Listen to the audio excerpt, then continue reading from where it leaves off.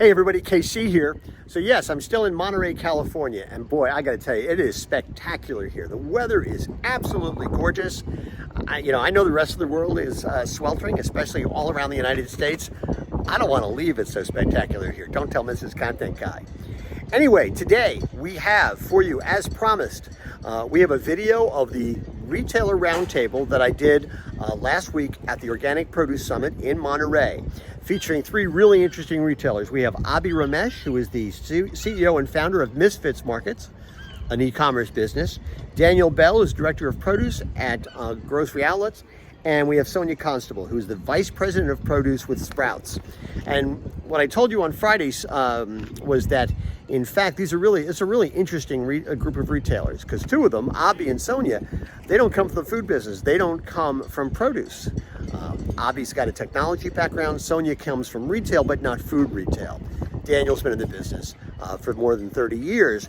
But it's an interesting group because they all look at the world differently. And because of either format or background, they're asking questions that not everybody asks. And I think that's one of the most valuable things you can do.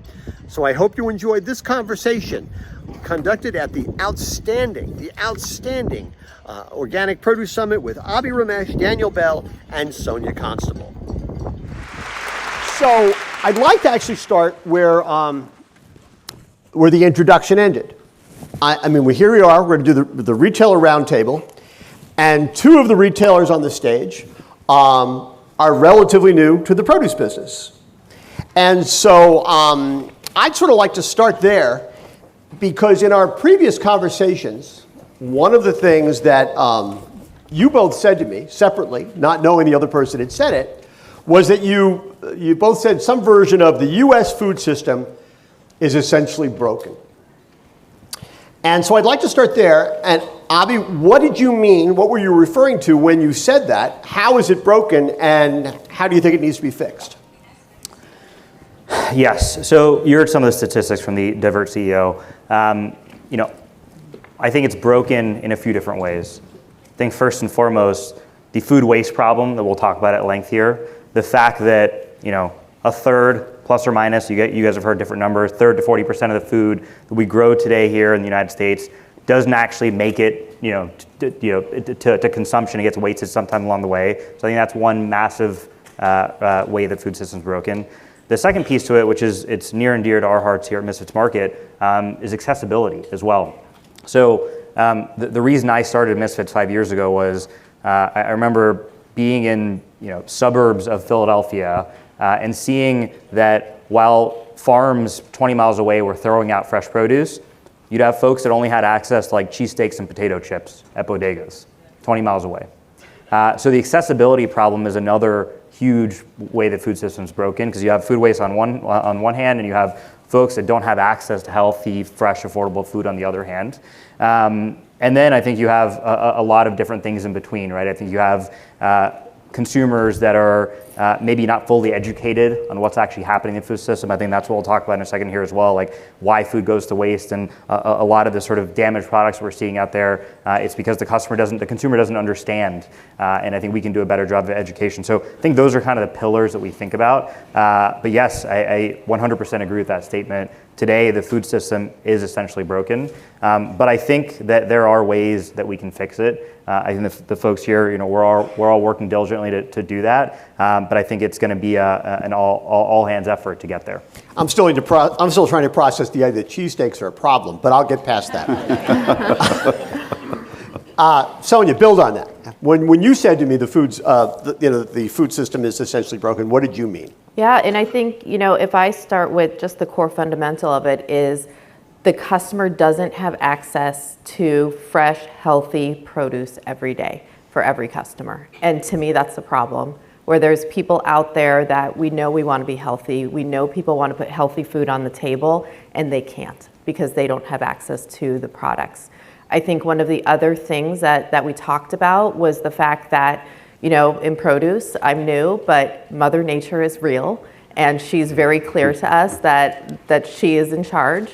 However, we have the opportunity to still produce healthy produce for that consumer. So if something's not available, that's real. However, they still need to feed their families. So if we think about how we come to the table and how we deliver that, is giving them alternatives and being flexible and being able to still deliver healthy produce that's fresh to the customer every day.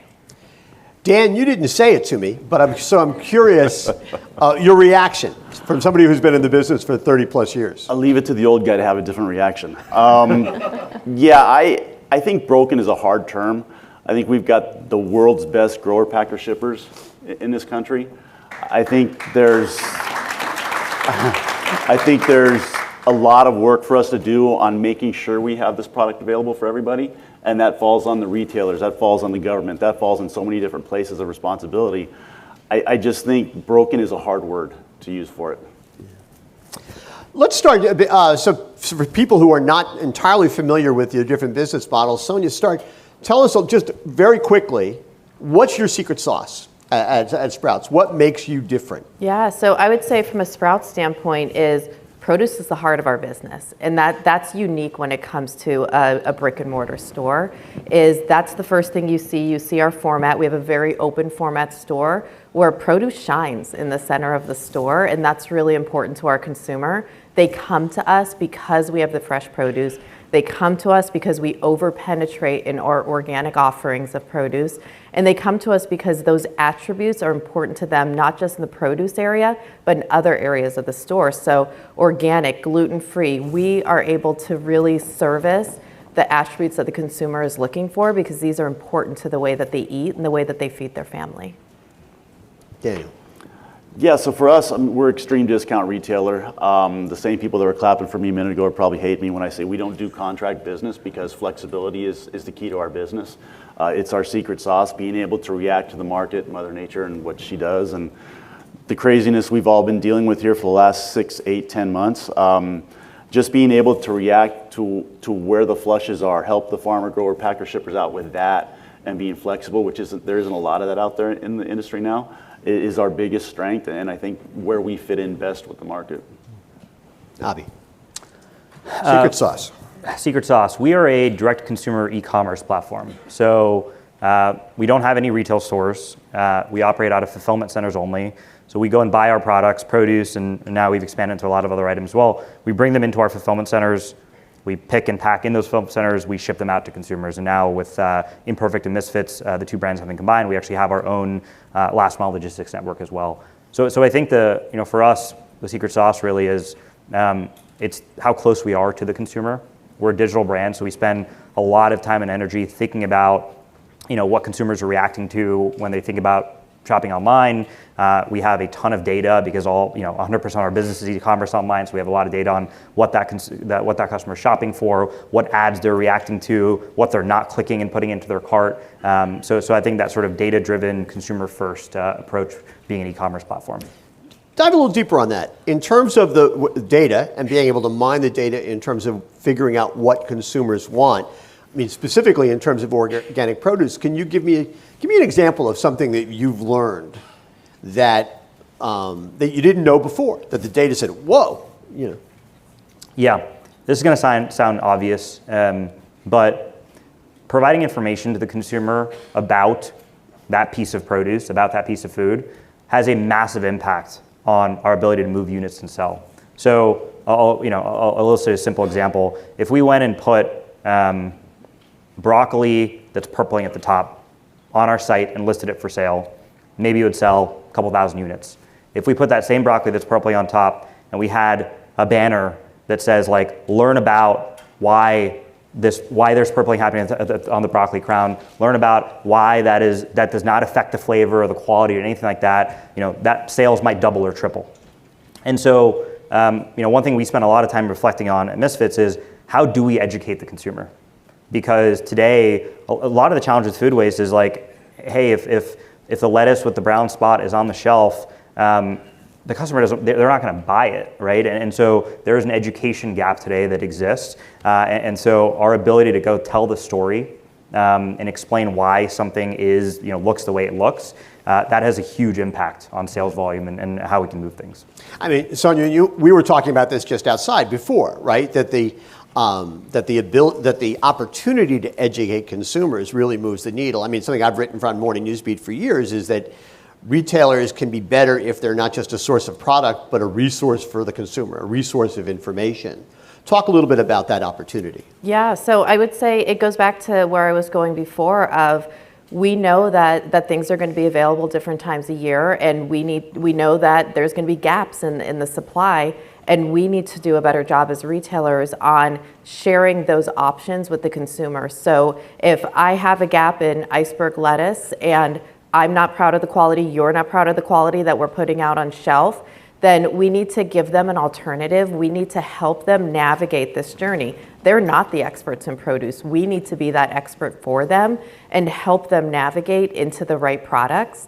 And then we also need to help them on how they treat the product when it gets home. So our goal is always to give customers more time in home with their produce, but there's also things that we can educate the consumer on, that is how to care for the produce when they get home and how to increase the life that they get with the product, because it's not just waste that comes from our supply chain, waste that comes from our stores. There's a lot of waste that happens when the product gets home, and that's part of our responsibility as well, is to help the consumer navigate that piece of their journey. Yeah. I mean, Daniel, it's always struck me that, you know, if there's a hole in the produce department someplace, because there's a product's not available, maybe because of a supply chain issue, maybe it's a quality issue, maybe it's a food safety issue, climate, whatever it happens to be, by and large, and retailers don't do a good job of explaining to consumers why the hole is there, and B, what they could use instead. Okay, we don't have this kind of a lettuce, but you can use this. Right. Is that hyperbole, or am I pretty much on? I think you're nailing it. I think the education piece is huge. I mean, as an industry, we don't do a good job educating the consumers about produce, period. Whether it's from farm to table, what does that actually mean? How does that translate to a customer? What builds the cost of those goods to the customer? Why is it more expensive now than it was yesterday? As an industry, we fail at that. In the store, on the retail side, I'm a retailer, I can say this, we fail at that too, because we're not out there educating the consumers. Why is the lettuce bad now and it's $3? You know, why was it so good when it was 99 cents, but now it's $3? Can you get romaine hearts to substitute into this? So I think whether it's through QR codes, some other database way of doing it, as an industry, we need to be better at it. Well, I do think that's one way in which consumers, I mean, this certainly plays into your business model, consumers have gotten smarter about using this stuff simply because, I mean, everybody knows now how to, well, not everybody, but almost everybody knows how to scan a QR code, because that was the only time to order during the pandemic, the only way you could do it. So now that people are familiar with the technology, it seems to me it's an opportunity for retailers to work with growers, packers, and figure out how do we use this technology to communicate more effectively to the consumer. Yeah, and that helps build our relationship with the consumer too, is they start to trust us. And I would say from a grower, from a retailer, as we start to educate them in a way that gives them that longevity with the product at home. Yeah. I just referenced the pandemic, and I hate to look back, right? I'd rather look forward. But I'm curious if there are any, based on what happened during the past 3+ years, were there ways in which you've seen the consumer evolve, where the consumers change, in that you had to then kind of adjust the way that you came to market? Abhi? I think one of the, obviously, one of the, let's call it positive changes, I think, is pre-pandemic expectations for consumers grocery shopping was really like, I'm going to walk into a store, there's going to be 50,000 SKUs, I'm going to be able to pick whatever I want to, it's all in stock. And, you know, the good part of this, I know there's a bad part of this, so the good part of like what happened in the pandemic was it was a forced reset of expectations for consumers. All of a sudden, you know, you probably have to order online for some period of time. Things are out of stock all the time. You're having to make trade-offs as a consumer that you didn't have to a couple of years ago. And while, like I said, that's bad because it's caused by the pandemic, I think there are some positive implications there as well. I think what we've seen over the past couple of years is a lot of consumers are now looking at it saying, hey, maybe I don't need 100,000 items to go pick through every single week. Maybe I am willing to work with some of these trade-offs. Like if broccoli is not available, I'll go to broccolini or baby broccoli. Like maybe I am willing to make some of these trade-offs because I had to do it a couple of years ago and nothing happened, right? My family was fed and it worked. And so I think a little bit of sort of the expectation reset and the ability to work with a more curated assortment, the ability to sort of make trade-offs when things are not available. I think we've seen that shift. Our model at Misfits, like we carry less than 1,000 items. We're growing that gradually over time, but today there's less than 1,000 SKUs listed on the site. And a lot of folks on the platform that use it, they are using that for their full grocery trip. So, I don't know if the right answer is 1,000, but I certainly think working with sort of a more finite assortment, working with an assortment that is, more closely tied to how Mother Nature works and not having everything in stock all the time, I think there is, more of a willingness to work with something like that. Listen, I'm a big fan of that model, not least of which because I have, for 40 or so years, I have shopped every week at Stu Leonard's in Connecticut, and they have 1,200 items. And I can do most of my shopping there. So it is possible to do that. So in your cases, though, you're operating stores, physical stores. Have you seen in produce especially, have you seen your SKU count come down? Are you curating to a greater degree than you were previously? Yeah, so we absolutely are. It's the right thing for the customer for us to have less SKUs and turn the product faster so that it could be fresher for them. However, we do make sure that when it is seasonally relevant, we give that variety because our consumer gives us a lot of credit for that. So if you walk into Sprouts today and you see the variety in stone fruit and cherries, it's the right time for us to do that, and it's what the customer is looking for from us.